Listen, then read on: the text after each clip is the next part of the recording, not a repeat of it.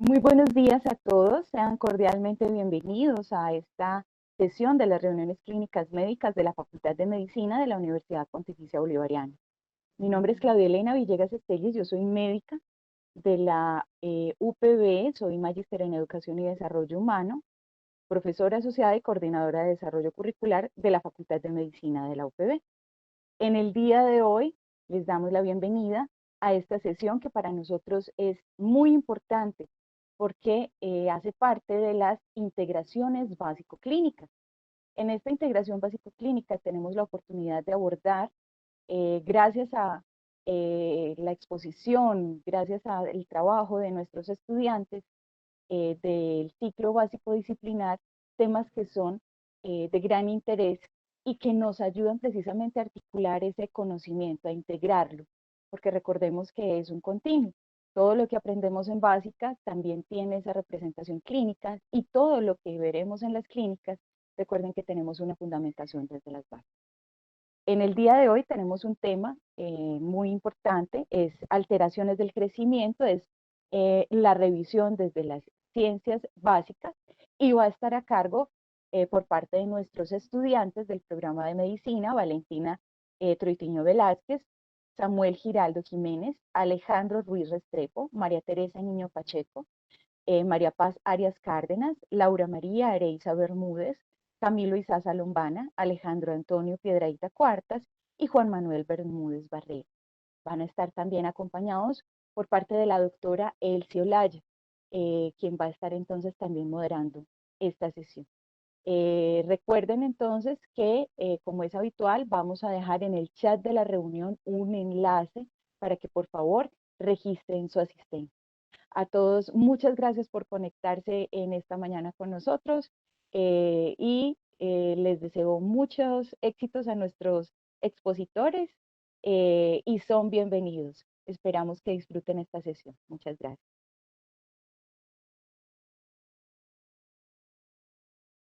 Bueno, buenos días a todos, a los que nos acompañan el día de hoy. Primeramente quisiéramos darle las gracias y una bienvenida por compartir este espacio de la mañana con nosotros.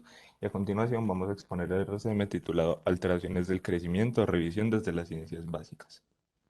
Antes de empezar, quisiera recordarles que como profesionales de la salud, este es un tema pues muy importante para nuestro medio, ya que son consultas bastante frecuentes y que como veremos a continuación se requiere de una visión integral y compleja, tanto para el diagnóstico como el manejo.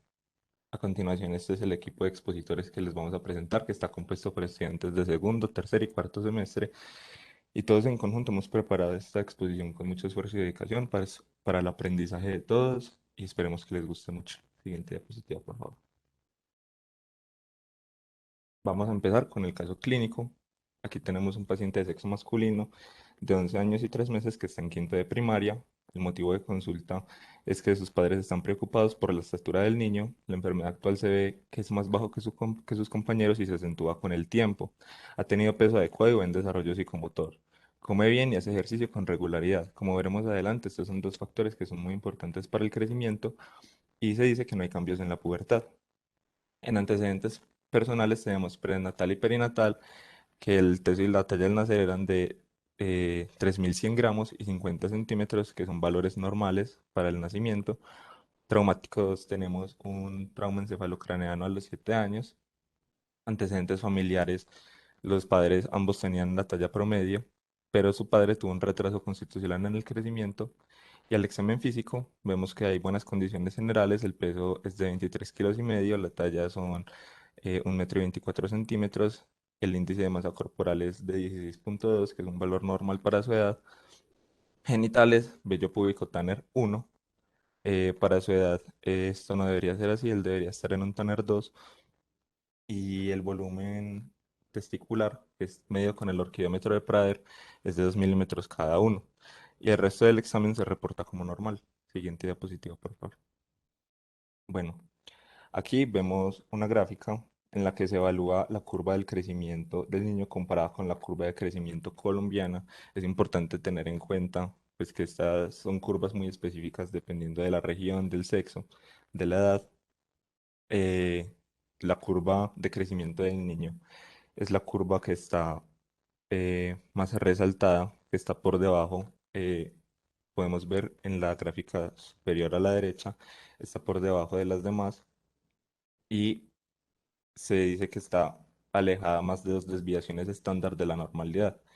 Cuando se aleja más de dos desviaciones estándar, se considera como una talla baja anormal. Entonces ahí se puede ver que su crecimiento está retrasado respecto al promedio de esa edad. Siguiente diapositiva, por favor. Bueno, aquí tenemos los exámenes de laboratorio que se le enviaron. Tenemos un hemolecograma normal, un uroanálisis normal, una TSH de 4 microunidades por mililitro. Los valores normales van de 0,5 a 5 microunidades por mililitro, entonces esto es un valor normal. La T4 está de 0,9 a 2,3 picogramos por mililitro, entonces también tenemos un valor normal acá. Y la hormona del crecimiento es similar a la insulina tipo 1. La del niño es de 234 nanogramos por mililitro. Y lo normal es de 122 a 400 nanogramos por mililitro, entonces también son valores normales. Se le hace unos rayos X, en esos rayos X se tiene en cuenta el carpograma y se dice que el niño tiene una edad, o sea, de 9 años. Recordemos que el niño tenía 11 años y 6 meses cuando se le hicieron estos exámenes. Mm, Sin embargo, los exámenes de laboratorio no muestran que haya un déficit hormonal ni nutricional. eh, pero su edad, o sea, está significativamente retrasada, más de dos desviaciones estándar. Entonces, el diagnóstico presuntivo es un retraso constitucional del crecimiento y pubertad, que recordemos que también lo tuvo su padre. Se cita el control a los 6 meses, ya que siendo talla baja no hay disminución de la velocidad del crecimiento significativa, entonces no se habla de que sea una talla baja patológica todavía. Y se refuerza hábitos sanos de dieta y ejercicio adecuado. Siguiente diapositiva, por favor. Bueno, Eh, seguimos, entonces el niño vuelve a un control, pero no los 6 meses, sino un año, ya que al año se tiene como una mayor confiabilidad para medir estos parámetros. El niño sigue comiendo bien, hace ejercicio adecuado y tiene buenos hábitos de sueño, pero se puede ver que hay una disminución en la pendiente. Entonces, como hay una disminución en la pendiente, se aleja aún más de la media. Entonces, se dice que su condición empeoró como se ve el examen físico, el niño solamente creció 1,5 centímetros ese año y aumentó solamente 1,5 kg. Y respecto a los cambios puberales, tampoco hubo cambios. Entonces, se puede decir que la condición empeoró y que ahora se volvió patológica. Siguiente diapositiva, por favor. Bueno, entonces, como habíamos dicho anteriormente, la velocidad de crecimiento se vuelve patológica porque crece menos de 5 centímetros por año, solamente creció 1,5. Y se debe descartar endocrinopatía, porque los exámenes se reportaban normales, no hay desproporciones, o sea, el niño es de menor talla, pero es armónico y tampoco hay un déficit nutricional. Ahora se reevalúa el laboratorio, pero esta vez hay que incluir la somatotropina.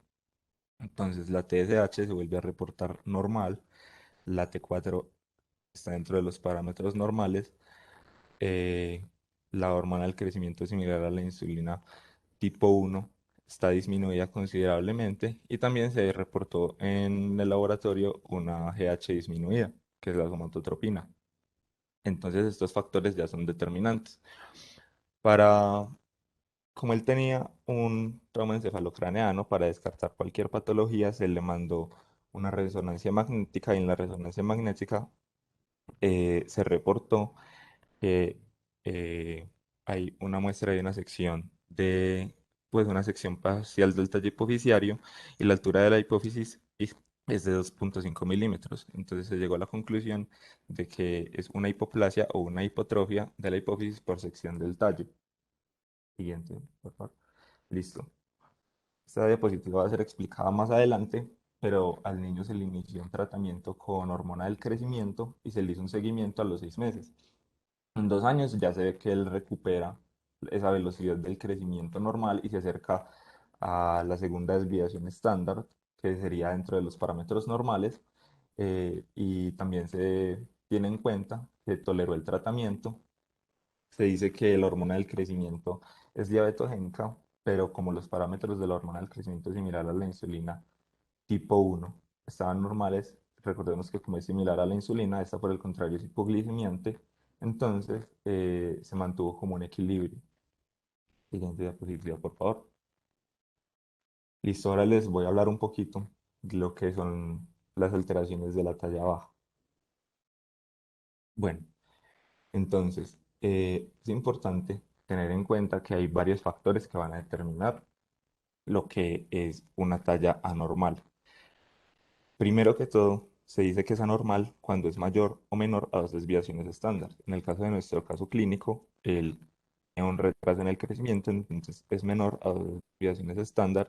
Es importante recalcar que es respecto a su sexo y respecto a su edad, y también respecto a su región, que en este caso es un niño colombiano. Los factores que van a afectar principalmente van a ser los factores como el potencial genético. Este representa el 70% de los casos de talla baja y es constitucional de cada persona. Hay un valor conocido como estatura diana. Este valor se calcula teniendo en cuenta la talla del padre en centímetros, la talla de la madre en centímetros, estas dos se suman y si le suma o se resta 13 centímetros, dependiendo de si es hombre o mujer, y a este resultado se divide entre dos. Esta es una talla que se calcula sin tener en cuenta factores externos como la nutrición, el factor endocrino, la actividad física, el sueño o demás hábitos que afecten el crecimiento. Como segundo factor importante tenemos el factor endocrino. Este representa aproximadamente el 10% de los casos de estatura baja. Y entre las hormonas de mayor importancia vamos a encontrar la hormona del crecimiento, la T3 y la T4, que son hormonas tiroideas. Encontramos el cortisol y hormonas sexuales. Por último tenemos afecciones congénitas. En este caso es el síndrome de Turner. Este síndrome de Turner pues, consiste en una afección genética en donde solamente se hereda uno de los cromosomas sexuales y el otro está parcial o totalmente ausente. Este síndrome genera un retraso en la pubertad y se muestra con signos de mandíbula pequeña, cuello corto, problemas cardíacos, problemas en el sistema linfático y demás.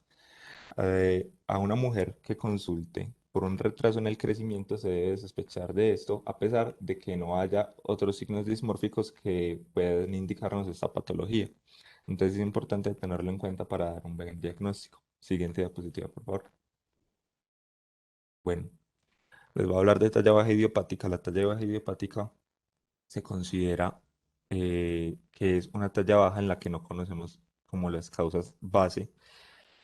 Es una talla baja que se determina descartando cualquier etiología conocida del retraso del crecimiento y también se mandan resonancias magnéticas para ver que el hipotálamo y la hipófisis estén íntegros. En este caso recordemos que el niño tenía una sección del tallo hipoficiario y también se han asociado los tratamientos para estas tallas bajas idiopáticas como mandar inhibidores de la aromatasa. La aromatasa se encarga de convertir la testosterona en estradiol. El estradiol es un esteroide de 18 carbonos y al mandar estos inhibidores vamos a retrasar que se sellen los discos epifisiarios, entonces esto va a prolongar un poco más el crecimiento y se va a alcanzar una talla final mayor. Siguiente diapositiva, por favor. Ahora sigue la importancia del crecimiento. Como vimos en este caso, la mayoría de las consultas van a ser por padres preocupados, ya que ellos van a ser los que se van a dar cuenta del retraso en el crecimiento de sus hijos. Conforme pasa el tiempo y los niños llegan a la adolescencia, que aquí se ve representado en el cuadro más grande porque es donde toma mayor importancia, se dice que afecta a las competencias sociales, se cree que afecta a las competencias sociales, como afecta a las competencias sociales, también va a desencadenar una baja autoestima en el joven y hoy en día se tienen muy en cuenta la altura como estándares de belleza. Entonces esta comparación, al ver que los compañeros crecen y hay una persona que no está creciendo tanto, es donde se genera mayor vulnerabilidad y no hay la suficiente inteligencia emocional para manejar este tipo de casos, entonces se debe hacer un acompañamiento íntegro. Y por último, en la vida profesional no hay estudios concluyentes que demuestren que la estatura tenga un impacto sobre esto. Siguiente diapositiva, por favor. Aquí les vamos a mostrar las fases del crecimiento, muy por encima. Primero está se divide en tres fases. En la primera infancia, que es la línea roja que se observa a la izquierda, se ve una disminución rápida de la velocidad del crecimiento. A nivel intrauterino, el niño crece 50 centímetros y al momento del nacimiento esta velocidad disminuye considerablemente. Después, en la infancia, se ve una disminución lenta, pero el crecimiento continúa. Y en la pubertad se presenta el pico de crecimiento, lo que muchos le conocen como el estirón. También vemos una línea que está señalada como línea combinada. En esta línea se tienen en cuenta múltiples factores más allá de la genética, como los que mencionamos anteriormente, que eran el endocrino, la nutrición, el ejercicio y demás factores que tengan que ver con la epigenética. Siguiente diapositiva, por favor. Listo, ahora les vamos a hablar de los factores predisponentes en cada etapa de la vida que pueden afectar el crecimiento. A nivel intrauterino, el niño crece 50 centímetros en 9 meses. En nuestro caso fue así. El crecimiento del niño intrauterino fue normal y los factores que son más importantes para este crecimiento son los nutrientes en la placenta, la insulina, el factor de crecimiento similar a la insulina tipo 2 y las hormonas tiroideas son importantes por el neurodesarrollo. Para ver cómo está ese crecimiento intrauterino, se realizan ecografías. Esas ecografías se utilizan para medir el diámetro biparietal desde la semana 15 hasta la semana 26 o la longitud del fémur hasta la semana 30. Al momento del nacimiento, el niño se compara con unas tablas de normalidad que se tienen determinadas para cada nacimiento y si se ve que el niño nació con alguna anormalidad, se puede decir que tuvo un retraso de crecimiento intrauterino, también conocido como RCIU. Siguiente diapositiva, por favor. En la edad postnatal que va desde los 0 a los 4 años, en el primer año el niño crece 24 centímetros aproximadamente, en el segundo año 12 centímetros aproximadamente, en el tercero 8 centímetros aproximadamente y en el cuarto 6 centímetros aproximadamente. Esto nos dará una estatura promedio para los 4 años de 1 metro total. Los factores más importantes postnatales van a ser la nutrición, la genética y aquí toma importancia el endocrino, que van a ser las hormonas tiroideas y la somatotropina. También se pueden observar unos cambios de ajuste fisiológico que lo que van a hacer es ubicar al niño según su rango normal determinado por la genética, como se evaluó anteriormente con la talla diana, la estatura diana. Estos cambios de ajuste fisiológico pues, son totalmente normales y no representan algo patológico. Siguiente diapositiva, por favor. Ya aquí, en la etapa prepuberal, que es donde tenemos ubicado nuestro caso clínico, el crecimiento es lento, ya va a ser de 4 a 5 centímetros por año y es importante recalcar que es un crecimiento homogéneo. Los factores que van a tener mayor incidencia van a ser el componente genético, el eje somatotropo, la nutrición, la actividad física, que recordemos que eran dos factores que estaban bien en el caso clínico que presentamos. Y como se dice que es un crecimiento homogéneo, cualquier alteración va a ser significativa. Recordemos que hubo un año en el que el paso de crecer 5 centímetros por año a crecer 1,5 centímetros por año. Entonces esto llamó la atención de los padres y fue el motivo por el que consultaron. Siguiente diapositiva, por favor. Por último, tenemos la edad puberal. En las mujeres empieza un poco más temprano, a los 11 años de edad, y al terminar a los 18 años de edad se crece en total de 20 a 25 centímetros. En los hombres empieza un poco más tarde, a los 13 años. Se dice que el crecimiento total promedio es de 25 a 30 centímetros totales y aquí toman importancia las hormonas sexuales que van a determinar los caracteres secundarios de diferenciación sexual y se da un crecimiento longitudinal que está determinado por los huesos largos. Se dice que también es la etapa de la vida en la que se da una mayor velocidad de crecimiento, llegando a alcanzar un pico de 10 centímetros por año, que como se mencionó anteriormente, se conoce como el estirón. Siguiente diapositiva, por favor.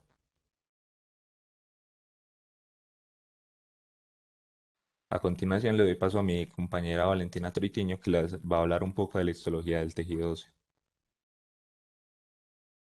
Buenos días, mi nombre es Valentina Troitiño, estudiante de segundo semestre de medicina.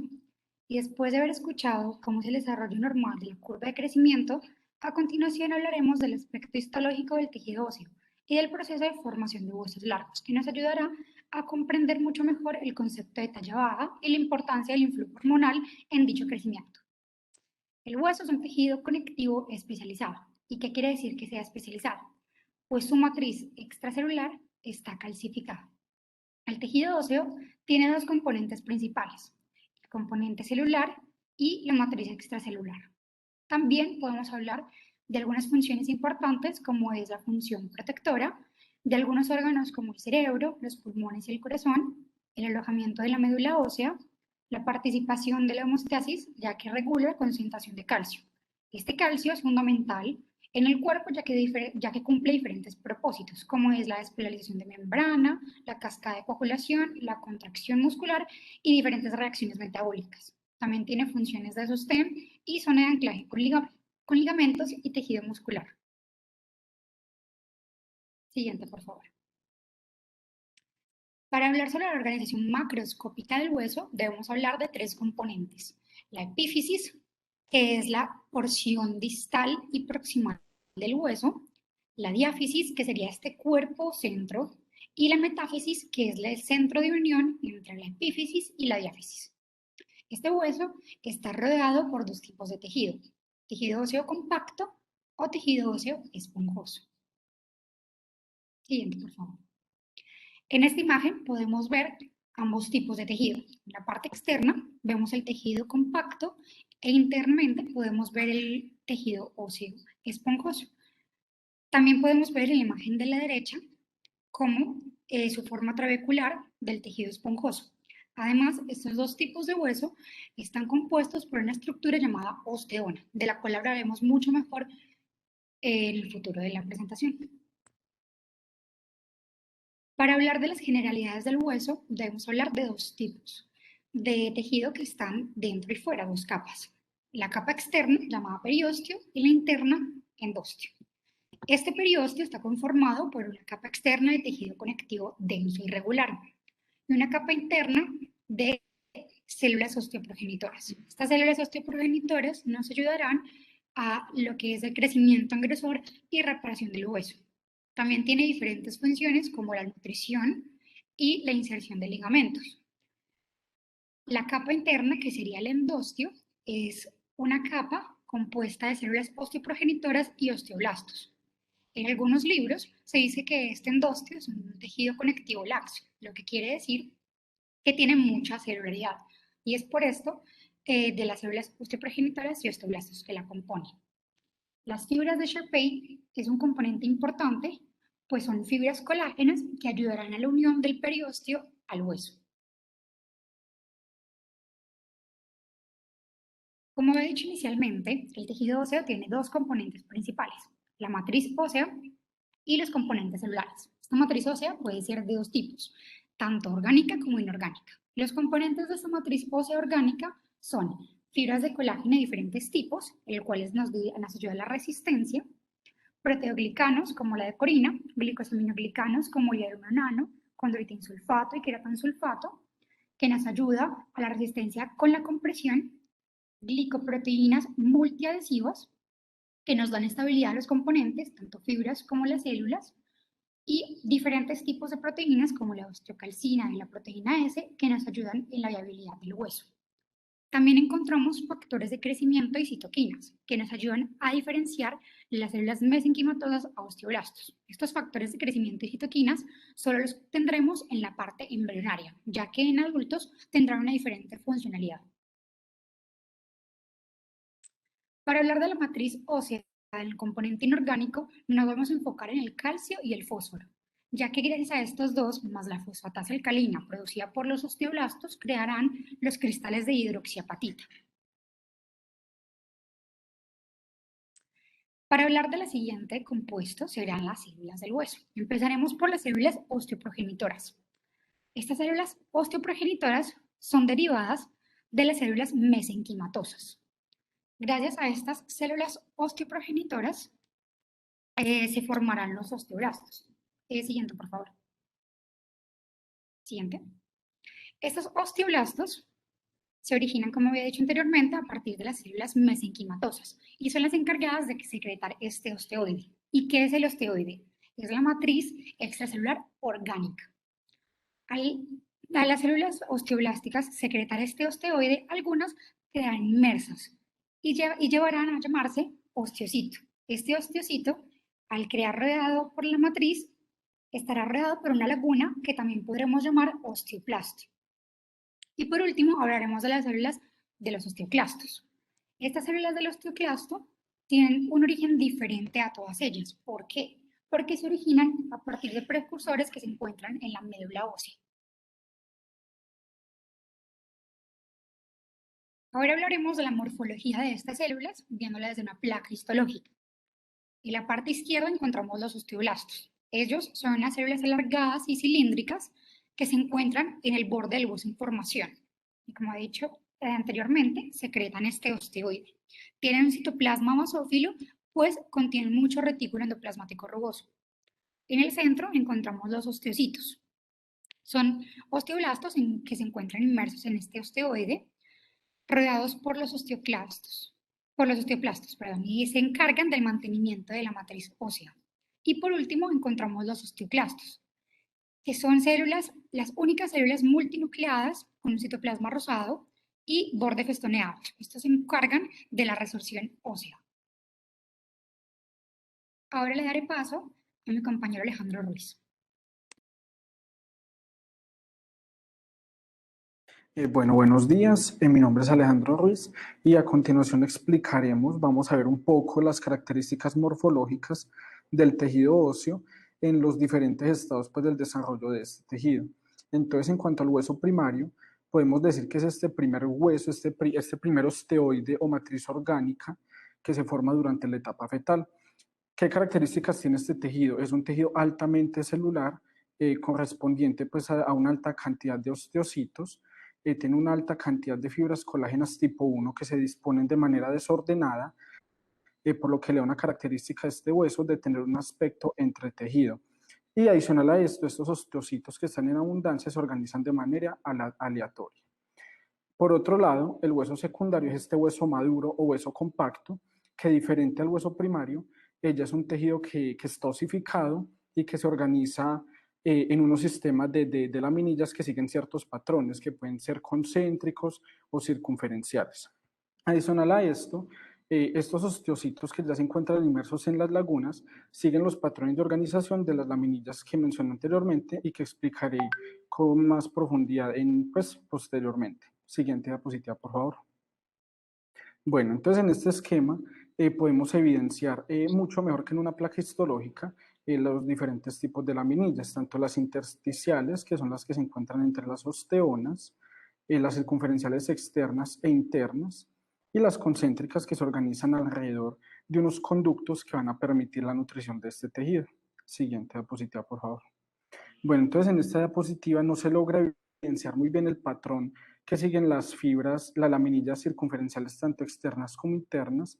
Sin embargo, podemos mencionar sobre esta placa,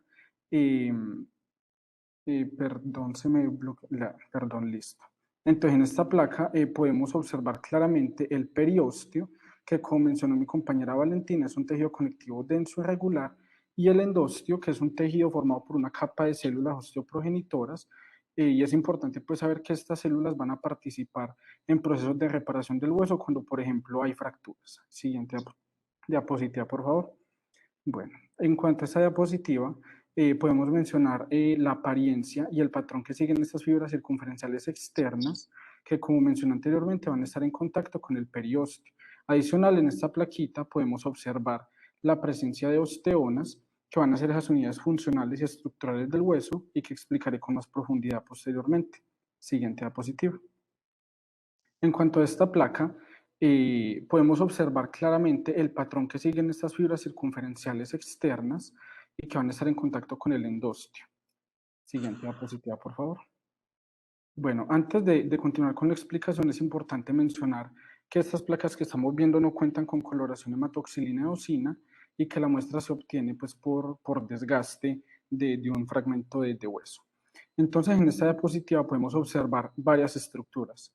Una osteona, que es esa unidad funcional y estructural del hueso, que se dispone de manera longitudinal o vertical, y eso tiene un sentido, y es que va a ayudar a disipar la fuerza que se ejerza sobre ese hueso, Adicional, vamos a encontrar un conducto de Havers, que es el conducto que se encuentra dispuesto de manera longitudinal dentro de esa osteona y que va a albergar los vasos nutricios para proporcionarle los nutrientes necesarios para mantener este tejido viable.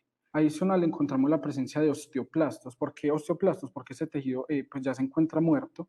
Entonces, cuando el tejido está vivo, dentro de este osteoplasto podemos encontrar los osteocitos, que tienen unas prolongaciones citoplasmáticas que se albergan dentro de unos canalículos que son como estas fibritas con aspecto de vellos o de hilos y que van a permitir la comunicación entre osteocitos y adicional a esto van a permitir que el hueso responda pues de una mejor manera a la mecanotransducción. Siguiente diapositiva, por favor. Bueno, en esta imagen podemos observar con más detalle la disposición y la organización de estos canalículos que, como mencioné anteriormente, son prolongaciones, pues estos canalículos albergan las prolongaciones citoplasmáticas del osteocito y van a permitir, adicional pues a lo que mencioné anteriormente, que estas células aprovechen de una mejor manera los nutrientes que se encuentran en esta matriz osificada. Siguiente diapositiva. Bueno, en esta diapositiva encontramos la presencia de laminillas intersticiales, que es el resultado o los restos que quedan de las osteonas que ya sufrieron el proceso de resorción. También vemos que los osteocitos siguen una organización que se disponen en los patrones que siguen estas laminillas. Siguiente diapositiva, por favor. Bueno, y por último, en estas placas histológicas que están mostrando, que son parte de nuestro laboratorio de histología, podemos encontrar el conducto de Volkmann, que es un conducto que se dispone de manera perpendicular y permite la comunicación entre dos osteonas. Siguiente diapositiva. Entonces, ahora vamos a explicar un poco sobre el proceso de osificación y de histiogénesis del hueso. Siguiente diapositiva. Listo, entonces, ¿qué es la osificación? La osificación es el conjunto de mecanismos por los cuales ya sea cartílago o tejido mesenquimatoso va a ser reemplazado por tejido óseo. Esto depende del tipo de osificación, que puede ser intramembranosa o endocondral. Entonces esto... perdón, alguien tiene un micrófono abierto. Listo, qué pena. Entonces, esta osificación puede ocurrir en dos sitios pues, de osificación.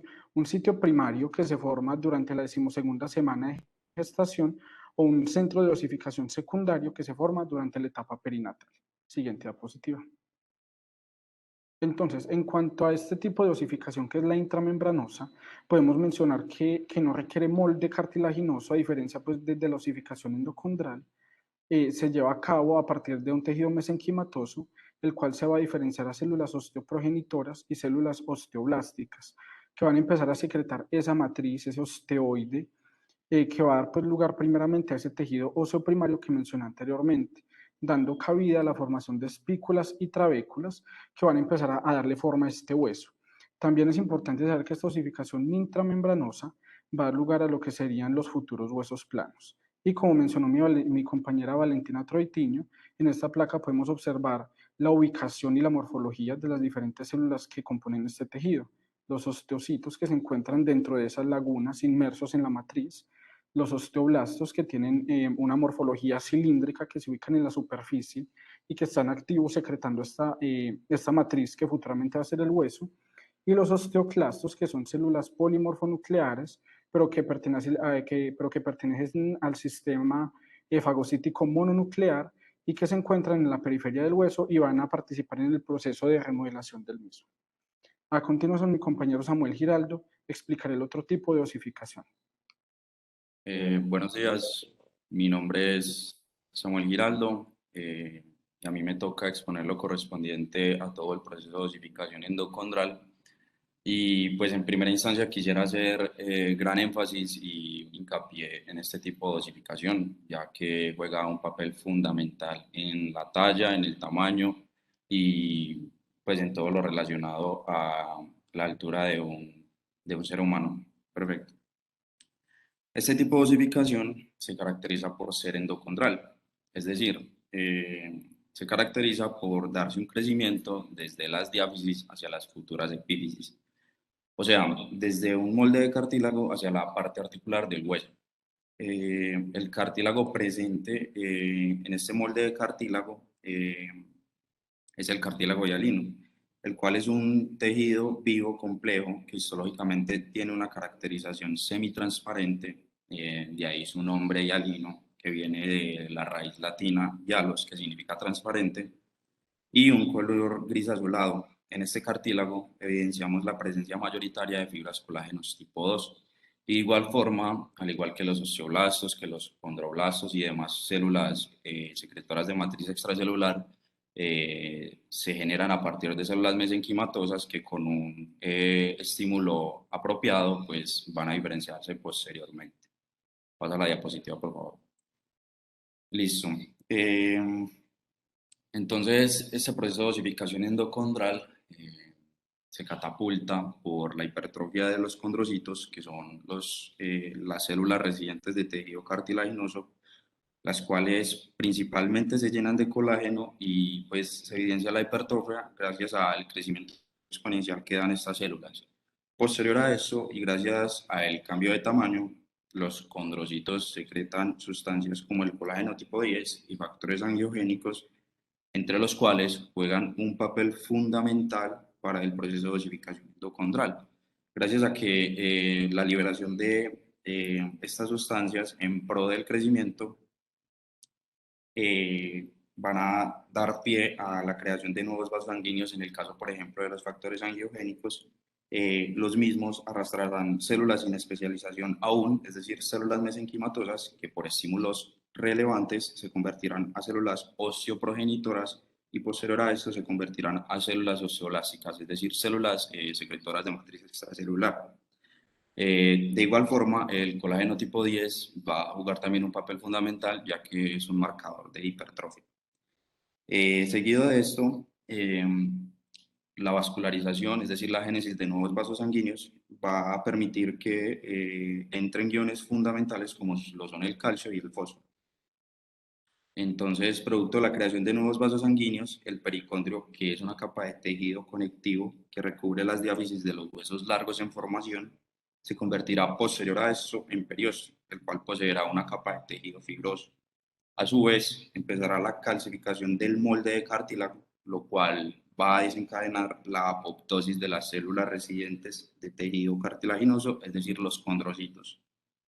Como anteriormente se los mencioné, se generaron células secretoras de matriz extracelular, es decir, osteoblastos, los cuales empezarán a depositar toda esa matriz sobre el cartílago cartilaginoso anteriormente calcificado.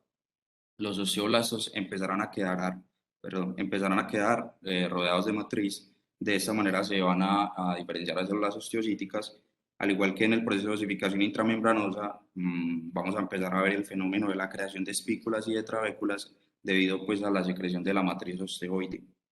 Los osteocitos juegan un papel extremadamente fundamental en el proceso de osificación, los cuales secretarán una enzima llamada fosfatasa alcalina, que será la encargada de catalizar la reacción que dará paso al depósito de los cristales de hidroxiapatita de calcio, quienes se postrarán sobre la matriz osteoide y de igual forma van a darle paso al proceso de osificación. En este proceso, vamos a empezar a evidenciar un fenómeno llamado collarete subperióstico, el cual estará inmediatamente debajo de lo que anteriormente fue el pericondrio, que se convirtió en periósteo, y ya pues debajo del periósteo podemos ver el collarete subperióstico. Esto es un ciclo, se da devuelve la diapositiva, por favor. Esto es un ciclo, se da en desorden y se repite hasta poder terminar con la formación del hueso primario, que finalmente va a terminar en la creación de un hueso secundario o de un hueso maduro. Ahora sí, pásala por favor. Perfecto, entonces bajo las placas histológicas nosotros podemos diferenciar 5 diferentes zonas, las cuales pues van a estar caracterizadas por tener una relevancia diferente, unas más importantes que otras, pues básicamente como a todo lo que gira en torno al proceso de osificación endocondral. La zona de reserva, la cual vemos en la parte izquierda, en la futura epífisis del hueso, En esta zona pues podemos evidenciar el cartílago hialino con pues una gran presencia, una alta celularidad de condrocitos que están dispuestos en sus condroplastos. Seguido de eso, más hacia allá a medial, podemos ver la zona de proliferación. En esta zona pues se va a desarrollar un proceso extremadamente fundamental por las características de la osificación endocondral que pues vamos a evidenciar un crecimiento intersticial debido pues a la alta tasa mitótica que hay en esta zona, en la cual se va a ver un crecimiento de los condrocitos dispuestos de manera axial, de manera vertical, que hace alusión al crecimiento que se da generalmente en los huesos largos, que es un crecimiento vertical. Entonces es un proceso mitótico característico de este hueso. Posterior a eso, vamos a ver la zona de hipertrofia, la cual pues en esta zona vamos a ver a los condrocitos hipertrofiándose producto del estímulo de las citoquinas que a su vez pues van a jugar el papel fundamental para darle paso al crecimiento. Y en esta zona pues vamos a liberar y se van a liberar las sustancias colágeno tipo 10 y los factores angiogénicos que son los encargados pues de darle paso a toda la osificación endocondral. Posterior a esto, vamos a ver la zona de calcificación. Ya en esta zona, pues vamos a encontrar el fenómeno de calcificación de la matriz cartilaginosa. Vamos a encontrar el proceso mediante el cual el molde de cartílago puede, pues, como dar toda su función para que ya luego en la zona de osificación ya finalmente en esta zona, pues vamos a ver cómo se empiezan a depositar los cristales de hidroxiapatita de calcio en el molde de cartílago anteriormente calcificado y ya se empieza a dar todo el proceso de creación del hueso primario. Pasa la diapositiva, por favor.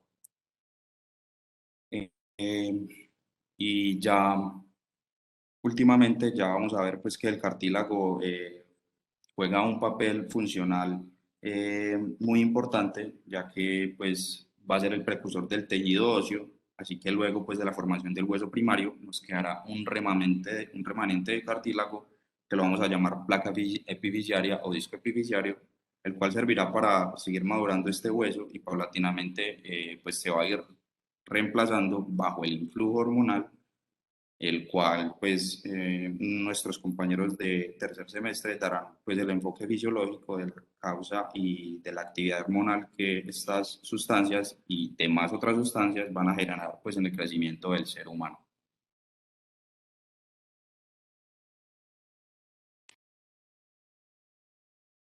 Bueno, buenos días. Mi nombre es María Teresa Niño, de tercer semestre, y vamos a hablar sobre un poco de la fisiología del hueso, empezando por la acción de la PTH y la vitamina D sobre este. La vitamina D y la PTH llegan y estimulan a los osteoblastos. Esa estimulación secreta RANKL. Esta ayuda a que se secrete osteoprotegerina. Ayudan también a que se secrete la interleuquina 6 y permite que se activen las colonias precursoras de macrófagos. Esa activación de esas colonias permite que las células madres se conviertan en precursores de osteoclastos, que es el macrófago del hueso. El osteoblasto estimula esas colonias precursoras y esas permiten que las células madre den paso a precursores de osteoclastos. Y estos precursores de osteoclastos están inmaduros, o sea que todavía no están listos para esa reabsorción del hueso. Entonces tienen que pasar a su forma madura y esa forma madura la van a conseguir por la unión del RANKL con el receptor RANK. Entonces, estos se activan y los osteoclastos quedan listos para la reabsorción. La interleuquina 6 también va a permitir que se dé esta maduración de los nuevos osteoclastos, como los que ya se están formando pero inactivos, tanto como los que ya están formados. Listo este osteoclasto para la reabsorción, la osteoprotegerina tiene un efecto contrario, ya que el RANKL es un estimulador de los osteoclastos, entonces esta osteoprotegerina va a inhibir esa activación y evita que se una el RANKL con el RANK. No va a dejar que los osteoclastos se activen.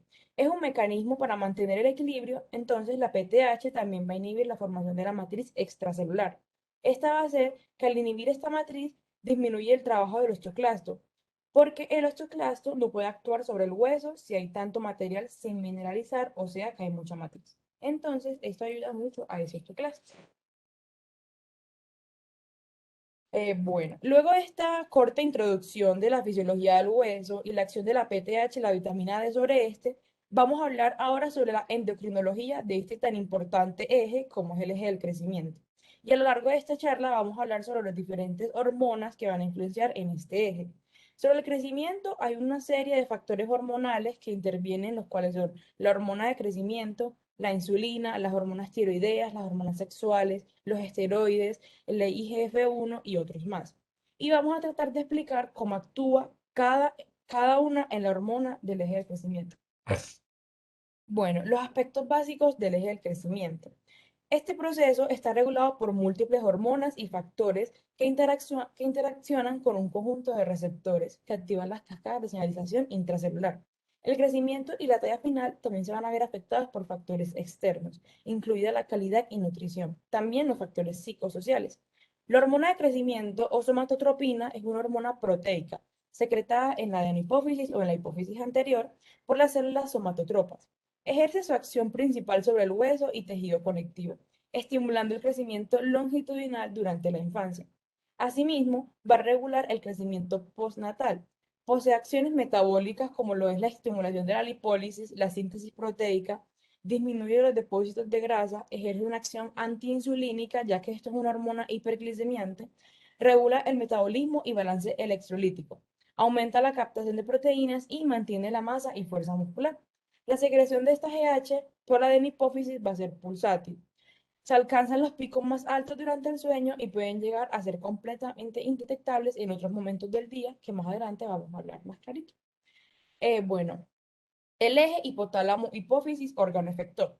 A diferencia de las otras hormonas, esta no tiene un órgano efector, sino que va a ejercer un efecto directo sobre casi todos los tejidos del organismo. En el núcleo 4 se va a empezar a producir la GHRH, que es la hormona liberadora de la hormona de crecimiento. En la hipófisis anterior se va a encontrar con el receptor GHRHR, que es un receptor acoplado a proteína G alfa S, que quiere decir que es estimulante. Este permite que la GH salga a circulación y esta GH va a ir a actuar a cada uno de los órganos donde va a hacer pues, el efecto. Ya cuando esta GH está en circulación, va a los receptores de los tejidos. El receptor GH es un receptor tirosinquinasa y va a estar principalmente en tejido adiposo, músculo, hígado, crecimiento del hueso, riñón y eso. Cuando llega a los tejidos, llega el receptor y esa unión con ese receptor va a estimular la secreción de IGF-1 y IGF-2. En el hígado se va a dar más liberación de la IGF-1 y esa va a buscar los tejidos y va a mediar el crecimiento. La regulación de este eje se va a dar varias regulaciones. Una de ellas es una retroalimentación negativa por la GH, porque como ya hay GH, la de la hipófisis va a dejar de producirla. Otra sería la que hace la IGF-1 sobre las células somatotropas, para que se debe producir GH, y en el núcleo 4 para que se debe producir la GHRH. En la región periventricular se está produciendo la somatostatina y va a llegar a las células somatotropas, pero como no es un alfa estimulante sino un alfa inhibidor, va a inhibir esa secreción. La IGF-1 induce producción de somatostatina para que se deje de producir la GHRH. Y para profundizar un poquito más, la regulación pulsátil es sumamente fluctuante a corto plazo. La mayoría de los niños normales experimentan episodios o ráfagas de secreción de GH a lo largo del día, pero la mayoría en las primeras horas de sueño. Por cada pico, los niveles plasmáticos de GH, como se ilustra en esta imagen, se producen ráfagas de cientos de pulsos de secreción de GH por las células somatotropas de la hipófisis anterior. Se calcula que más del 70% de la secreción total diaria de GH se produce durante estos periodos de sueño, que va a ser entre medianoche y 4 a.m. más o menos. El patrón de pulsos va a depender de los ciclos vigilia-sueño, más no de los ciclos luz-oscuridad. En aquellas situaciones en las que se estimula la GH, por ejemplo el sueño profundo, donde se va a producir más, hay un aumento de la frecuencia más que de la amplitud de los pulsos de la secreción de la GH por las células somatotropas. Por eso, a nuestro paciente del caso clínico se le exploró si él dormía bien, ya que esto tiene una gran influencia en el crecimiento. Bueno, ahora lo voy a dejar con mi compañera María Paz, que le va a hablar sobre las hormonas y factores que participan en este crecimiento. No, muy buenos días. Continuando con la presentación, y tal como nos los ilustró nuestra compañera María Teresa, existen unas hormonas y factores que van a participar en el crecimiento. Dentro de esas hormonas, una de las más importantes es la GH.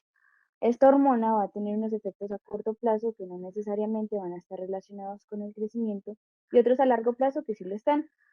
Esta hormona, sus efectos a corto plazo la convierten en una hormona hiperglicemiante por realizar acciones antiinsulínicas o diabetogénicas, como lo mencionó la compañera María Teresa.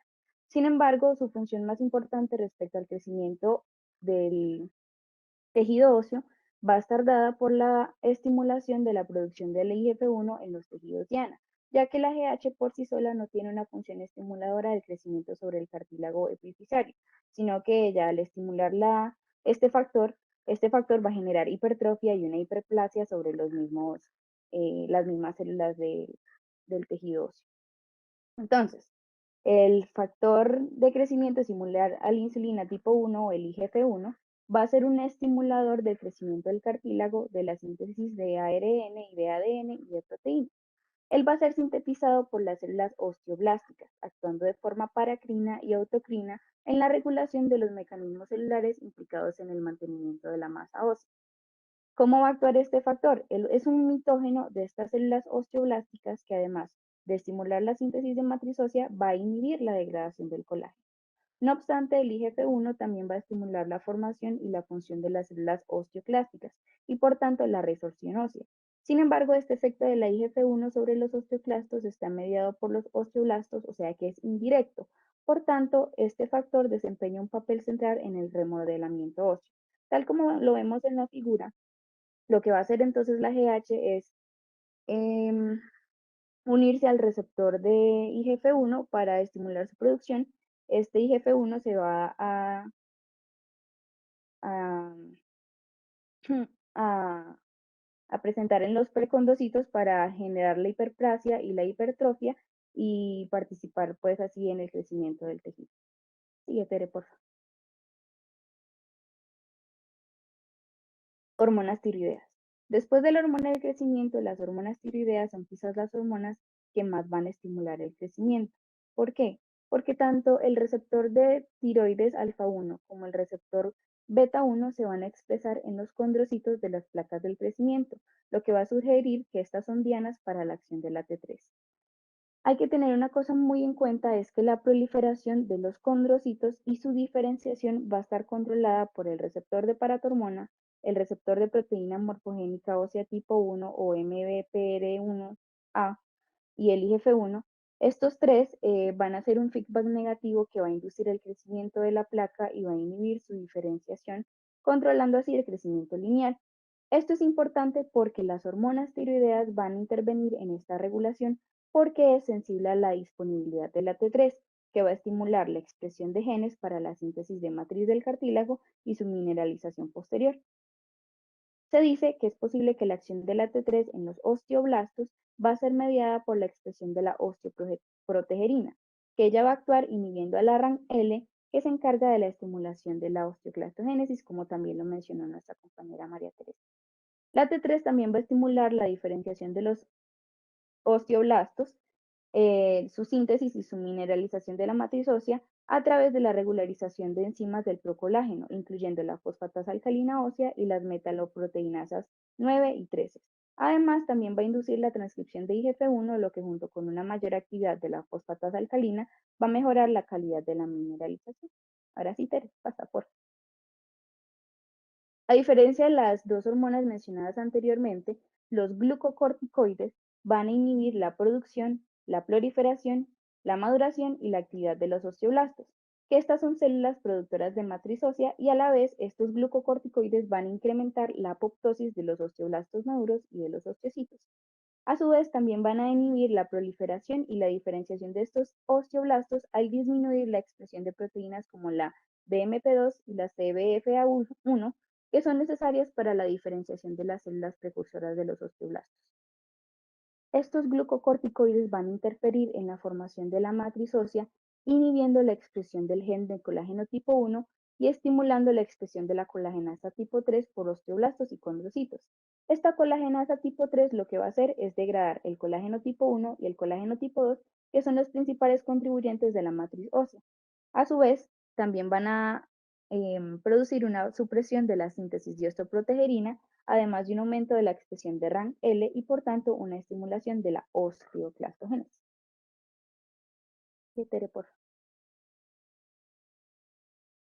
Respecto a las hormonas sexuales, tenemos que durante el desarrollo del esqueleto, los esteroides sexuales van a influir sobre las dimensiones, la forma y la ganancia de masa ósea.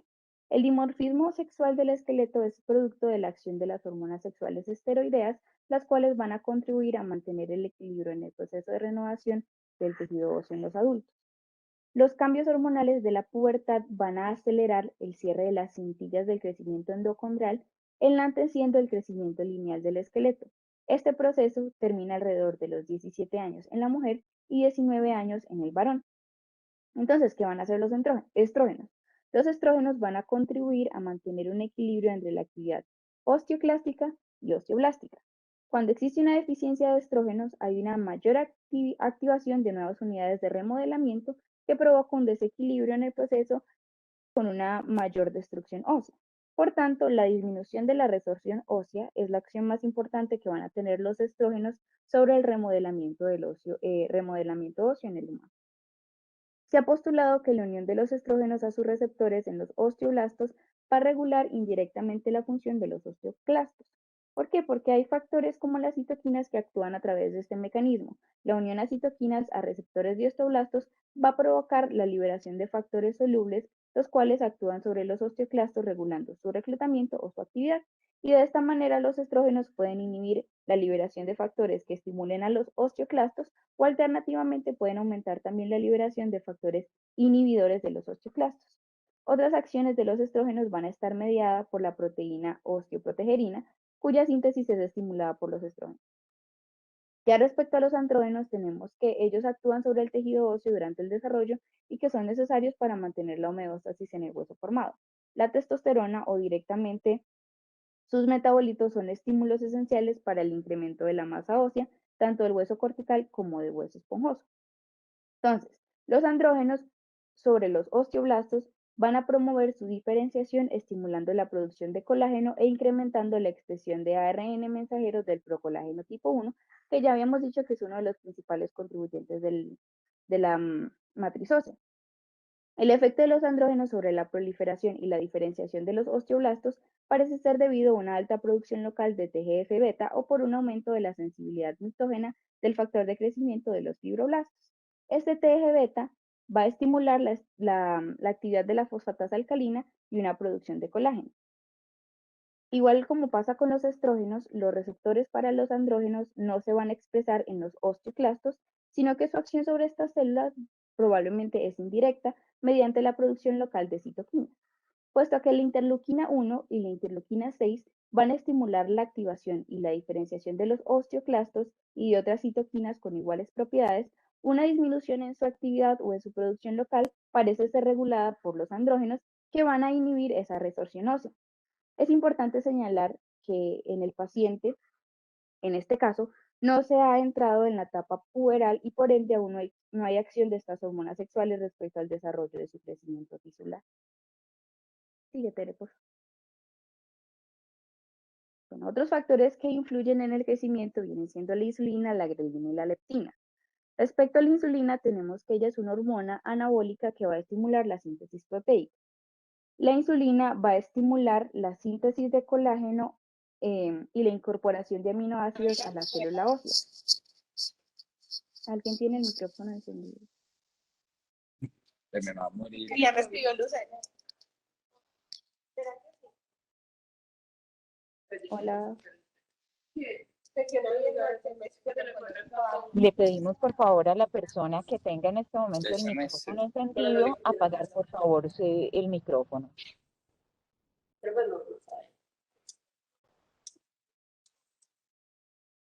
¿Ya? Adelante. Gracias. Entonces tenemos que la insulina va a estimular la síntesis del colágeno y va también a estimular la incorporación de aminoácidos en la célula ósea. La insulina va a actuar a través de la vía mitogénica de la proteína quinasa asociada a mitógenos, que es la MAPK. Esta MAPK constituye una vía de la familia de las serina-treonin quinasas activadoras por factores de crecimiento y estrés. Estas proteínas lo que van a hacer es desempeñar un papel clave en la traducción intracelular de señales, permitiendo a la célula integrar diferentes estímulos celulares. Así pues, van a regular procesos como mitosis, cambios en los patrones de expresión génica, movimiento, metabolismo, Buenas muerte noches a celular todos. programada, permitiendo a la célula sobrevivir, proliferar, inducir apoptosis e interaccionar con múltiples tipos celulares. Respecto a la grelina, tenemos que esta hormona va a ser liberada por ciertas células endocrinas de la mucosa gástrica en respuesta al ayuno. Una vez se libera en el torrente sanguíneo, va a aumentar la secreción de GH. Esta hormona es una hormona orexigénica, o sea, que induce al apetito. Entonces ella va a contribuir a la regulación de la masa corporal y por tanto al crecimiento lineal. Por el contrario, tenemos que la leptina es una proteína que se produce exclusivamente en los adipocitos. Esta leptina va a modular las neuronas del núcleo AR4 que van a secretar propiomelaanocortina. Esta propiomelaanocortina, también conocida como POMC, va a liberar la hormona estimulante de melanocitos que se va a unir a receptores MCR y MC4R que estimulan y promueven la saciedad y reducen la ingesta de comida. Esto va a aumentar el gasto energético mediante la activación de vías simpáticas descendentes. Por tanto, cuando hay una ausencia de leptina se produce una hiperfagia extrema. Como lo vemos en el gráfico, cuando estamos en un estado de saciedad va a predominar la hormona que es la leptina y va a disminuir la grelina, y en un estado contrario, por ejemplo, cuando existe hambre, predomina la grelina y disminuye la leptina. Voy a darle paso a mi compañera Laura Areiza, que nos va a hablar acerca de las etapas del crecimiento y cómo actúan estas hormonas en cada uno de estos periodos. Buenos días, mi nombre es Laura Areiza y como dijo mi compañera María Paz, entonces yo voy a organizar en la línea del tiempo de la vida em, estos factores de crecimiento. El crecimiento prenatal, es decir, en la vida intrauterina, es de 1,2 a 1,5 centímetros por semana. Esto es un promedio y puede variar. La velocidad del crecimiento longitudinal en la mitad de la gestación es de 2,5 centímetros, pero cae en la semana inmediatamente antes del nacimiento a 0,5 centímetros. Después, durante los 2 primeros años de vida, es de en promedio unos 15 centímetros por año y luego desciende aproximadamente a 6 centímetros por año en la mitad de la infancia. María, pasa por favor. Bueno. La velocidad de crecimiento en los fetos es inversamente proporcional a las concentraciones de IGF-1, porque existen factores más importantes que la hormona del crecimiento y el IGF-1. Estos van a ser sobre todo importantes en los tejidos maternos porque van a estimular la división celular y el crecimiento de estos tejidos, así ayudando al incremento del tejido graso, también para el desarrollo de las glándulas mamarias y en otras modificaciones. La IGF-2 es el mediador más importante durante el crecimiento intrauterino y la concentración plasmática que vemos en la vida fetal es la más alta que vamos a tener en toda la vida. Tiene un pico justo antes del nacimiento, cae un poquito después de que se nace, pero se va duplicando durante el primer año, alcanzando las concentraciones adultas y manteniéndose en la misma concentración hasta al menos los 80 años de edad. También la insulina es un factor muy importante en el crecimiento, sobre todo en el útero. La hiperinsulinemia hace que se crezca más y las mujeres con diabetes que tienen niveles de glicemia y no están controlados tienen hijos con macrosomía fetal, es decir, un mayor tamaño al nacer. Los bebés que tienen agenesia pancreática, es decir, que no tienen páncreas y por lo tanto no pueden producir insulina, son muy pequeñitos al nacer y la consecuente deficiente de la insulina hace que se reduzca el crecimiento en la infancia. Las hormonas tiroideas, no la pases por todavía. Las hormonas tiroideas son las más importantes, como ya lo había mencionado mi compañera María Paz, después de la GH. Entre la semana 3 y la 20, las hormonas de origen materno actúan sobre las futuras neuronas y sobre los precondrocitos. Esto hace que se favorezca su multiplicación y sobre todo su diferenciación. En las mujeres embarazadas hay una hipertrofia de esta glándula tiroidea porque no solamente tienen que suplir sus propias necesidades hormonales, sino también las de su bebé. Si los bebés no tienen, si no cumplen esos requerimientos hormonales, pueden presentar daños neurológicos y problemas sistémicos y se da lo que conocemos como el síndrome de cretinismo.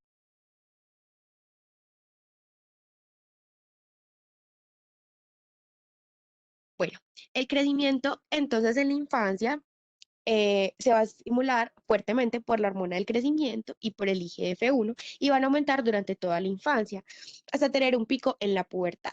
La IGF-1 va a estimular la osificación endocondral de los huesos largos y se va a producir un crecimiento muscular proporcional al alargamiento del hueso. En la gráfica que tenemos ahí podemos ver que la IGF-1 va a tener un pico en su concentración hacia el inicio de la pubertad.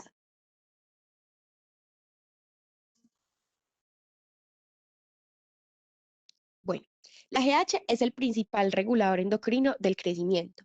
Un exceso en la infancia, antes de que se cierren las placas epifisiarias, va a generar un gigantismo y la deficiencia genera un enanismo hipofisiario.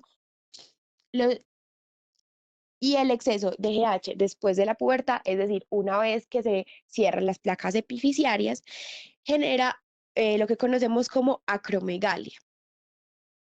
La deficiencia, por su parte, entonces en la adultez no genera ningún síntoma clínicamente importante, pero puede favorecer a una disminución de la masa corporal. Y se ha visto que en los pacientes a los cuales se les administra GH teniendo una deficiencia en la adultez, pueden tener un incremento en su masa muscular, disminución de la masa de tejido adiposo y una sensación de bienestar. La IGF-1 entonces actúa como un mediador, pero más a nivel paracrino y autocrino, es decir, que este se sintetiza en los órganos blanco de la hormona del crecimiento y actúa en las mismas células que las producen o en las células adyacentes. Bueno, los glucocorticoides, por su parte, cuando están en exceso, inhiben el crecimiento. Eso se da por la administración en tratamientos, sobre todo como el asma, y hasta que no se restablezcan los valores normales, no se restablece el crecimiento normal. Esto es porque, como lo decía mi compañera María Paz, tienen un efecto catabólico en las proteínas y actúan sobre la síntesis del cartílago y las placas de crecimiento. En los adultos desgastan algunos órganos como el hueso y el músculo. Llegando a la pubertad, entonces, la frecuencia de los pulsos secretores de la hormona del crecimiento aumenta y se da el mayor pico, como ya lo decía anteriormente, justo en el estirón puberal, que se da por un exceso de andrógenos y estrógenos, y esto hace que acelere el crecimiento óseo. Las hormonas sexuales lo que van a hacer es que se llegue a un hueso maduro de forma más rápida y esto va a hacer que no tengamos tanto tiempo de crecer como lo tendríamos si no hay un exceso de andrógenos y de estrógenos. Entonces, ¿qué pasa cuando hay un exceso patológico? Normalmente son niños que en un principio son muy altos, pero luego se van quedando atrás comparados con la media porque se cierra de manera más rápida la placa epifisiaria y se acorta el tiempo disponible para crecer. Bueno, en los adultos y ya llegando hacia la senectud, se reduce ese crecimiento longitudinal, es decir, uno ya no sigue creciendo, sin embargo, se deben mantener controlados los niveles de hormona del crecimiento y de IGF-1 porque son factores reguladores de de la composición corporal. Esto quiere decir que van a mantener la masa muscular y van a disminuir el tejido graso. Entonces, como para recopilar un poquito todo lo que estábamos diciendo, las hormonas tiroideas van a tener una importancia muy alta, sobre todo en los primeros años de vida y en la vida intrauterina, y su importancia va decayendo hacia los 20 años. La hormona del crecimiento va a tener una importancia muy marcada durante toda la vida, incluyendo también la adultez y la vejez, pero sus niveles van a ir decayendo eh, pues conforme la persona va creciendo. Y los andrógenos y los estrógenos van a tener un pico hacia la pubertad y van a ir decayendo su importancia en el crecimiento longitudinal. Ahora le voy a dar paso a mi compañero Alejandro, que nos va a explicar un poquito más sobre la clínica de estas enfermedades. Bueno, buenos días. Como dijo mi compañera Laura, esta vez vamos a explicar un poquito la parte más clínica. Vamos a empezar con el déficit congénito de GH. Pasa la diapositiva, Tere, por favor. Dependiendo del periodo en el que se instaure este déficit, podemos ver distintos síntomas. Eh, Empecemos con el periodo prenatal. Alejandro, buenos días. Hola. ¿Podrías subirle un poco el volumen a tu micrófono? No sé si soy la única que que no escucha No, yo bien. le iba a decir lo mismo, no se te está oyendo, Alejandro. Ah, listo, ¿ahí me escuchan bien? Sí, acércate un Mucho poquito mejor más y eleva un poquito más el tono de la el voz. volumen. Listo, Ok, listo, listo. Qué pena. Perfecto. Entonces, muchas gracias. al nacer van a tener un peso y una longitud iguales al promedio de los recién nacidos normales, ya que, como mencionaron anteriormente, la GH en el crecimiento longitudinal intrauterino tiene una relevancia más bien bajita. Sin Se te embargo, oye poquito, Alejandro, se te oye poco. ay, Tienes que profe, pero acercarte más o aumentar el volumen, por favor. así, voy a hablar más duro entonces, porque pues estoy usando audífonos y no puedo acercarlo más. Bueno, entonces, si se encuentran medidas antropométricas disminuidas, va a ser por una insensibilidad completa a la GH. Algo muy importante para mencionar es que estos recién nacidos y hasta los 4 años pueden presentar hipoglicemias y si estas se instauran y suceden de una manera muy recurrente, pueden generar un daño irreversible al cerebro. Otra cosa para mencionar es que si el déficit de GH se asocia a una deficiencia también de ACTH, el recién nacido no solo sufrirá hipoglicemias, sino que también aparecerá con cianosis, con letargia, con convulsiones y con shock. Algo importante que también puede aparecer es la microgenitalia. En el caso de nuestro paciente, el del caso clínico, como mencionamos, no sufría ninguno de estos síntomas porque él cuando nació no tenía ningún déficit instaurado todavía. Pasa la diapositiva, Tere, por favor. En esta imagen podemos observar cómo se observaría la microgenitalia en un recién nacido. Sigue, Tere. Listo. Pasando al periodo postnatal, podemos observar que generalmente se va a ir instaurando un déficit en el crecimiento. El paciente va a disminuir la velocidad en la que crece, encontrándose por debajo de los pacientes B, de las personas del promedio. Y como tal, no debería haber una disminución del desarrollo psicomotor a menos de que se haya instaurado una crisis de hipoglicemia, como mencionamos anteriormente. Pasa, Tere. En el periodo prepuberal, la velocidad del crecimiento va a seguir siendo lenta, con lo que la talla progresivamente se va a ir desviando más y más de lo que es la normalidad del resto del promedio. Una oxología anormal es el principal parámetro para seleccionar a los niños que deberían de ser estudiados y analizados para llegar a un posible diagnóstico de déficit de GH. ¿Qué encontraremos en estos pacientes? No, te devuélvete, gracias. ¿Qué encontraremos? Encontraremos que en general el cabello suele ser fino y de crecimiento lento. Las fases pueden parecer pequeñas, con una frente abombada y una raíz nasal aplanada. Y frecuentemente se va a producir un retraso en el brote de la dentición. Y se encontrará que la voz va a ser aguda y de tono elevado. También encontraremos que hay un sobrepeso moderado en relación con la talla y la edad y también encontraremos un acúmulo de grasa en el abdomen. Finalmente, también podríamos encontrar una acromicria, que sería una disminución en el tamaño de las manos y pies. Dale, Teresa, si puedes pasar. En la imagen de la izquierda podemos observar un poquito cómo sería la fascia en estos pacientes, principalmente, ¿qué es lo que observamos? Una alteración en el brote de la dentición. Y ya en la imagen de la derecha observamos más un poquito cómo sería el cuerpo. Si observan bien, ahí se puede observar lo que dije del acúmulo de grasa en el abdomen. Pasa, Tere. Ya en el periodo puberal, lo más relevante para mencionar acá es que si para este punto no se ha hecho un diagnóstico ni se ha instaurado como un tratamiento adecuado o apropiado para el paciente, y también es muy relevante que exista un déficit asociado a las gonadotropinas, la pubertad se verá retrasada. Dale, Tere. Listo, ya en un caso totalmente distinto, en el hipotético caso en el que fuera un déficit por hipotiroidismo, veríamos que, pues principalmente, que cuando hay hipotiroidismo en los niños, la principal manifestación que se observa es un crecimiento insuficiente. También podríamos encontrar que tendrían un peso excesivo para la talla y demás síntomas clásicos del hipotiroidismo, como fatiga, aumento de la sensibilidad al frío, afinamiento del cabello, hinchazón en la cara, bradicardia, etcétera, entre otros. La edad ósea suele ser ampliamente inferior a la cronológica y en los lactantes se podrían encontrar síntomas como mala actitud alimentaria y retraso en el crecimiento, mientras que en los niños mayores y en los adolescentes podemos encontrar síntomas más similares a los de los adultos. Como mencionamos, el caso clínico, el paciente que tenemos no tiene una talla baja por hipotiroidismo porque los niveles de las hormonas tiroideas estaban normales. Dale, Tere.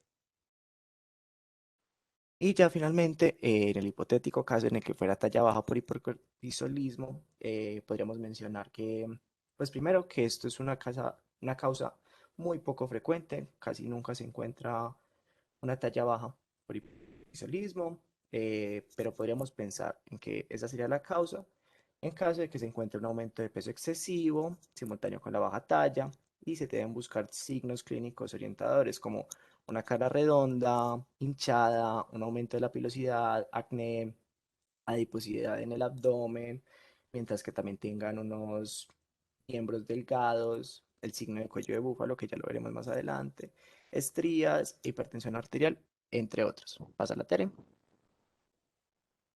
Y aquí podríamos observar el signo clínico que les mencioné, que sería el signo del cuello de búfalo. Dale, Tere. Listo, ahora le doy paso a mi compañero Camilo, que va a hablar del manejo de las alteraciones en el crecimiento.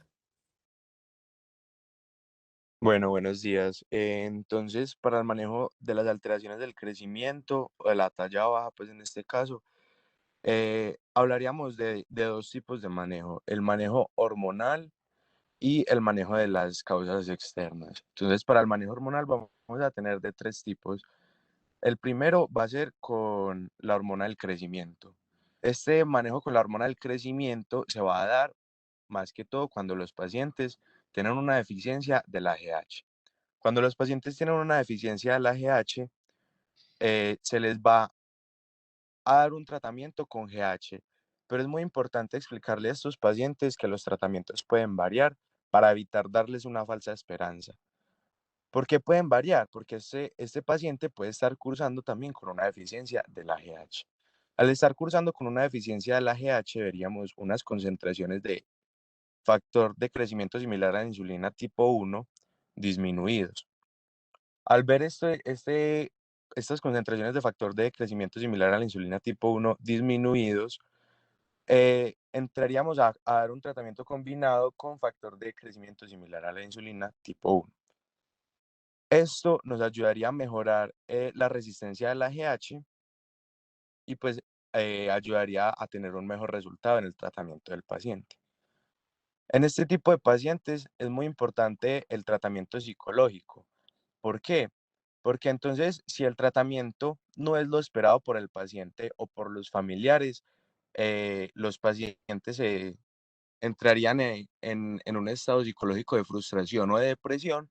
Entonces, sería muy importante un acompañamiento psicológico también para este tipo de pacientes. Sigue, porfa. Pues, para nuestro caso clínico, para nuestro paciente del caso clínico, pudimos ver que el tratamiento que se le dio fue por GH. Entonces, en este paciente se le comenzó un tratamiento con GH, con hormona del crecimiento, y se le hacía un seguimiento cada 6 meses. A los 2 años se vio una mejora muy importante de la velocidad del crecimiento, donde se veía un incremento del crecimiento de la estatura de 20 centímetros. Eh, a diferencia de lo que les estaba hablando anteriormente, donde se podía ver una resistencia a la hormona del crecimiento, en este paciente los niveles de IGF-1, de factor de crecimiento similar a la insulina tipo 1, se vieron normales, es decir, que no estaba cursando con una resistencia al AGH y tolera la medicación, ya que no presentaba una elevación de la glucosa ni otros cambios morfológicos. Como les había explicado anteriormente, una de nuestras compañeras en fisiología, la GH es una hormona hiperglucemiante. Por eso es muy importante también identificar si este tipo de pacientes van a tolerar la medicación por medio de la medición de la glucosa. Bueno, continuemos, por favor. Para la pubertad precoz, vamos a tener un manejo con análogos de la GNRH, principalmente antagonistas de la GNRH. Entonces, estos antagonistas de la GNRH lo que van a hacer es que se van a unir a los receptores de la GNRH y va a evitar la acción de los pulsos endógenos de esta hormona sobre la hipófisis.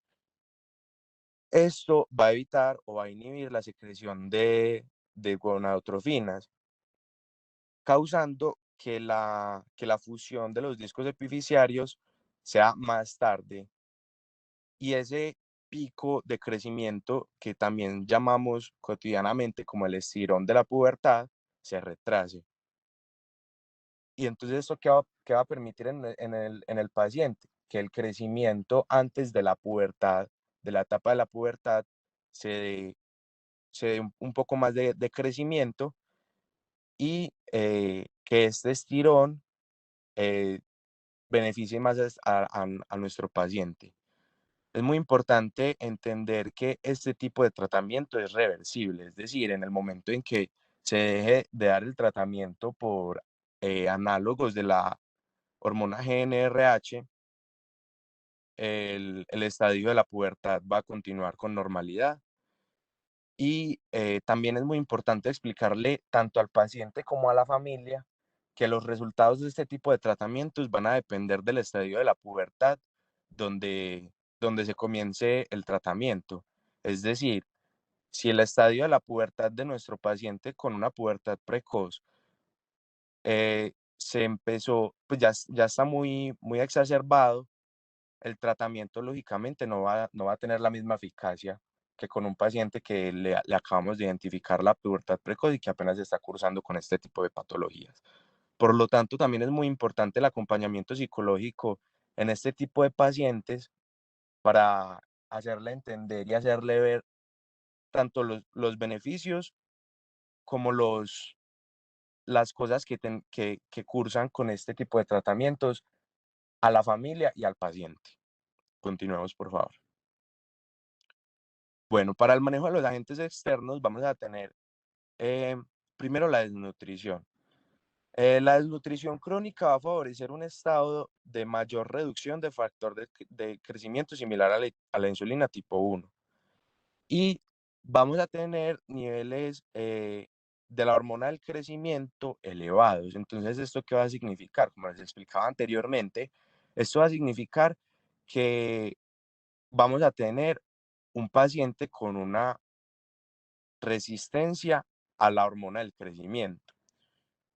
Pero entonces cuando los pacientes vuelvan a tener una nutrición adecuada con todos los grupos de con todos los grupos alimentarios, este factor de crecimiento similar a la insulina tipo 1 va a volver a incrementar sus concentraciones y esta resistencia de la hormona del crecimiento va a disminuir o va a desaparecer. Pues. Es algo parecido lo que pasa en el ejercicio de alto rendimiento. ¿Por qué? Porque estos pacientes que se ven sometidos a dietas hipocalóricas o a dietas que tienen una restricción pues alimentaria, van a tener una disminución del factor de crecimiento similar a la insulina tipo 1 y van a cursar también con una resistencia de la hormona del crecimiento. Ahora, los pacientes con estrés, maltrato social o abuso van a tener, o abuso físico, van a tener una disminución también de la hormona del crecimiento por ese curso psicológico que están teniendo. Es muy importante, antes de decir que es estrés, maltrato social o abuso, tratar de descartar que sí sea algo fisiológico, alguna patología que esté cursando el paciente para poderle dar un tratamiento adecuado al paciente. Estos niveles o esta concentración de factor de crecimiento similar a la insulina tipo 1 va a volver a la normalidad cuando el paciente salga de estos ambientes, es decir, cuando el paciente salga del estrés, cuando el paciente salga del ambiente del maltrato social o del abuso físico que le están causando, ya sea en su ambiente escolar, en su ambiente familiar, en lo que sea que esté cursando el paciente. Y por último, para hablar de la talla baja idiopática, como hablábamos al inicio de nuestra reunión, la talla baja idiopática se puede dar por sucesos esporádicos. Realmente no se conocen las causas de este tipo de padecimientos del paciente y así como puede llegar a funcionarle algún tratamiento hormonal, puede no funcionarle. Entonces, para este tipo de pacientes es muy, muy importante hacerles un acompañamiento psicológico mientras se les está dando el tratamiento, ya sea hormonal o, o dietario. ¿Para qué? Para que estos pacientes no se hagan falsas esperanzas sobre el tratamiento que les estemos dando y para que no lleguen a frustrarse por los resultados o porque el tratamiento no les funcionó a ellos. Listo, continuemos. Y ahora para finalizar y cerrar nuestra reunión, quisimos traerles estas conclusiones que nos parece que es como las partes más importantes de este tema. Entonces, primero, las alteraciones del crecimiento van a ser siempre motivos muy frecuentes de consulta médica. Y este tipo de padecimientos deben tener un seguimiento profesional, íntegro y holístico. Es muy importante hacer una pronta clasificación de las alteraciones, ya sea una anomalía idiopática o una de las causas anteriormente expuestas. Y también es muy importante hacer un tratamiento adecuado y oportuno a tiempo a este tipo de patologías. La mayoría de estos trastornos son de causas desconocidas o ambiguas, por lo que una evaluación multidisciplinar nos guiará a un diagnóstico pronto y preciso. Tan pronto se identifiquen las causas, se debe hacer un tratamiento personalizado para cada paciente. Cada paciente puede estar cursando con una patología diferente y debe tener un tratamiento diferente. Cada paciente, no es que a cualquier tipo de paciente que tenga una talla baja se le puede mandar hormona del crecimiento, porque como lo vimos anteriormente, puede estar cursando con otro tipo de padecimientos y lo que estaríamos haciendo sería hacerle un daño al paciente. Y por último, el estilo de vida, como el estrés, el ejercicio y la nutrición, van a ser factores muy importantes que se deben tener en cuenta a la hora de evaluar y de hacerle el tratamiento a nuestros pacientes. Y listo, esto es todo. Muchísimas gracias por habernos prestado atención. Bueno, muchísimas gracias. Es un recorrido muy interesante acerca de lo básico de las alteraciones de crecimiento. Yo creo que se logró lo que se pretendía, una revisión general que tiene que ver un poco más con las ciencias básicas que con el aspecto clínico, pero tocamos un poco lo clínico con ese caso tan interesante que nos trajeron los estudiantes para el día de hoy. Les agradezco mucho, es un esfuerzo grande, es una participación de los estudiantes que vale la pena tener en cuenta y estimular, y que los compañeros vean todo lo que hacemos aquí en estas reuniones para tratar temas que son de interés general y que son asumidos por los estudiantes. Muchísimas gracias a los expositores y muchísimas gracias a todo el auditorio. Muy buen día y nos seguimos viendo en este espacio. Muchísimas gracias a todos. Bueno. Luego, Muchas gracias. gracias a todos, un Hasta feliz luego, día. muchas gracias. Gracias. Que estén muy bien, felicitaciones a los muchachos, excelente revisión. A todos un feliz día. Gracias, doctora Claudia. Buen día.